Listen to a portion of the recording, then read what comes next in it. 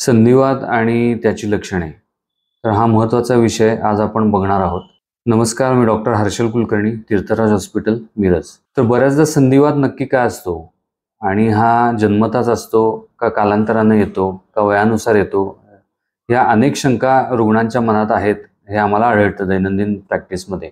तर संधिवात हा दोन प्रकारचा असतो. जो नैसर्गिक कालांतराने वयानुसार येणारा असतो तो वयानुसार येणारा संधिवात म्हणजेच ऑस्टिओआर्थरायटिस. आणि दुसरा जो असतो तो रक्तांमध्ये जे दोष आढळतात आपल्याला त्यामुळे होणारा जो संधिवात असतो तो एक प्रकारचा रुमॅटॉइड आर्थरायटिस, गावठी आर्थरायटिस आणि इतर बरेच असतात असे, पण जे कॉमन आहेत त्याबद्दल आज आपण लक्षणं बघूया. रुमॅटॉइड आर्थरायटिस नावाचा संधिवात जो आहे तो शक्यतो विशी आणि तिशीमध्ये सुरू होणारा संधिवात आहे.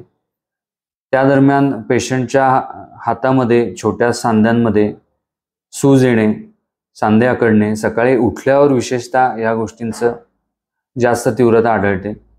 या स्वरूपाची लक्षणं आपल्याला त्यामध्ये आढळत असतात. अशा पद्धतीच्या संधिवातामध्ये रक्तामध्ये दोष आढळतो आपल्याला आणि म्हणून त्याला डायग्नोसिस रुमॅटॉइड आर्थरायटिस अशा नावानं केलं जातं. आणि निश्चितच यासाठी औषधोपचार उपलब्ध आहेत आणि ते वेळच्या वेळी चालू केले तर बरेचदा आपल्याला दुखणी आणि जे काय सांधे आखडलेले असतात किंवा इतर ज्या वेदना असतात ह्या निश्चितपणे आपण कमी करू शकतो.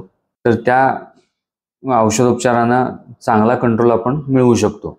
औषधोपचार हा एक भाग झाला आणि हा कंटिन्युअसली चालू ठेवावा लागतो का, ही बऱ्याचदा शंका असते पेशंटची.